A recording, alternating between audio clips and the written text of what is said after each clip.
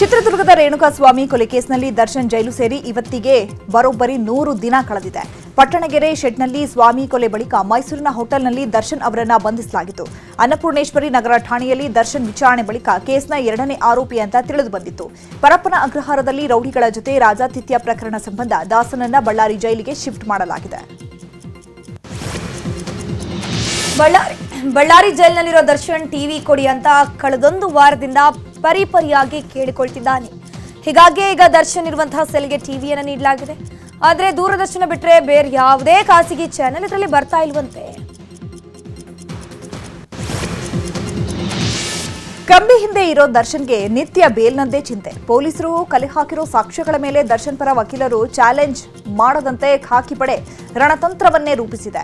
ಒಂದ್ ವೇಳೆ ಆರೋಪಿಗಳು ಉಲ್ಟಾ ಹೊಡೆದ್ರು ಸಾಕ್ಷಿಗಳೇ ಗಟ್ಟಿಯಾಗಿರಬೇಕು ಅಂತ ರಿಪೋರ್ಟ್ಗಳ ಮೂಲಕ ಉತ್ತರ ಕೊಡೋದಕ್ಕೆ ಸರ್ವ ತಯಾರಿಯನ್ನ ಮಾಡಿಕೊಂಡಿದ್ದಾರೆ. ಹೀಗಾಗಿ ದರ್ಶನ್ ಬೇಲ್ ವಿಚಾರ ಭಾರೀ ಚರ್ಚೆಗೀಡಾಗಿದೆ.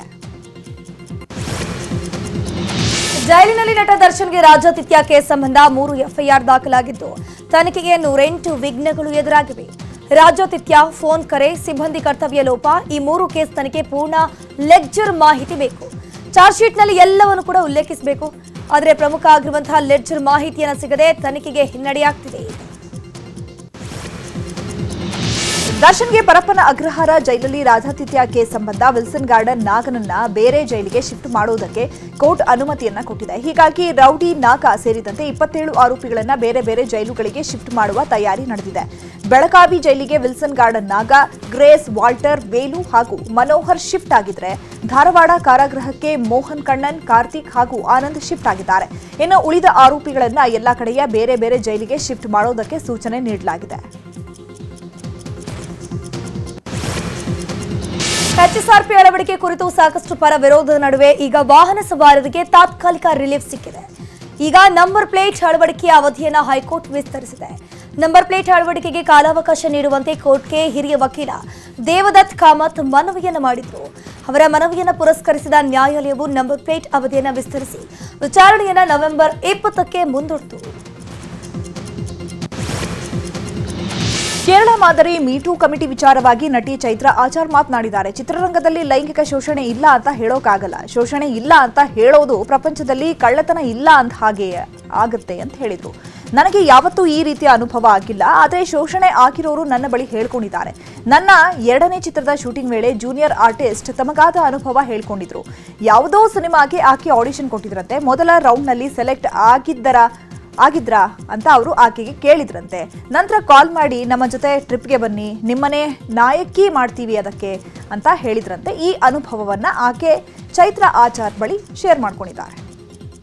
ಇರ್ತಾರಲ್ಲ ಆ ಥರದ ಎಕ್ಸ್ಪೀರಿಯನ್ಸ್ ಎಷ್ಟೊಂದು ಜನಕ್ಕೆ ಆಗ್ತಾ ಇರುತ್ತಲ್ಲ, ಅವ್ರಿಗೆಲ್ಲರಿಗೂ ಒಂದು ವಾಯ್ಸ್ ಬೇಕು ಅಂದರೆ ಈ ಥರ ಒಂದು ಕಮಿಟಿ ಇದ್ದಾಗ ಯಾರೋ ನನ್ನ ಕೈಯಲ್ಲಿ ಮಾತಾಡೋಕ್ಕಾಗಲ್ಲ ಅಂದರೂ ಇವ್ರ ಹತ್ರ ಹೋದರೆ ನನ್ನ ಕೆಲಸ ಆಗ್ಬೋದು ಅನ್ನೋ ಒಂದು ನಂಬಿಕೆ ಇಟ್ಕೊಂಡು ಬಂದರೆ ಮುಂದೆ ಆಗುವಂಥ ಒಂದು ಸಿಚುವೇಶನ್ಸ್ನ ತಡಿಬೋದು. ಟಚ್ ವುಡ್ ನನಗೆ ಆಗದೆ ಇರ್ಬೋದು ಮುಂದೆ, ಬಟ್ ಆದರೆ ನನಗೆ ಇಲ್ಲಿ ಹೋದ್ರೆ ನನಗೆ ಒಂದು ನ್ಯಾಯ ಸಿಗುತ್ತೆ ಅನ್ನೋ ಒಂದು ಕಾನ್ಫಿಡೆನ್ಸ್ ಸಿಗ್ಬೋದೇನೋ. ಸೊ ಹಾಗಾಗಿ ಈ ಥರದ್ದು ಒಂದು ಸಿಸ್ಟಮು ಯಾವುದೇ ಭಾಷೆ ಆಗಲಿ ಯಾವುದೇ ಲ್ಯಾಂಗ್ವೇಜ್ ಸಾಹಸ ಸಿಂಹ ವಿಷ್ಣುವರ್ಧನ್ ಅವರ 74ನೇ ಹುಟ್ಟುಹಬ್ಬ ಇವತ್ತು.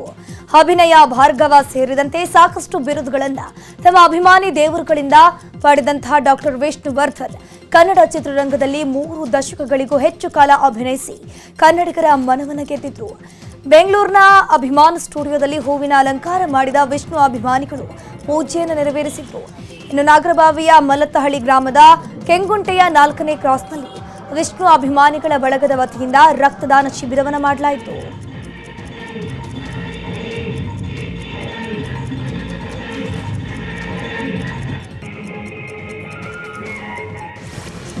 ಕನ್ನಡಿಗರ ಮೆಚ್ಚಿನ ನಿಮ್ಮ ನ್ಯೂಸ್ 18 ಕನ್ನಡ ಈಗ ವಾಟ್ಸ್ಆಪ್ನಲ್ಲಿಯೂ ಲಭ್ಯ. ಕರ್ನಾಟಕ ಮತ್ತು ದೇಶ ವಿದೇಶದ 360 ಡಿಗ್ರಿ ಸುದ್ದಿ ವಿವರವನ್ನ ನೀವು ನಿಮ್ಮ ಕೈ ಬೆರಳುಗಳಲ್ಲಿಯೇ ಪಡೆಯೋದಿಕ್ಕೆ ಈ QR ಕೋಡ್ ಅನ್ನು ಸ್ಕ್ಯಾನ್ ಮಾಡಿ. ನಮ್ಮ ಚಾನೆಲ್ ಅನ್ನು ಫಾಲೋ ಮಾಡಿ, ನೋಟಿಫಿಕೇಶನ್ ಆನ್ ಮಾಡಿ.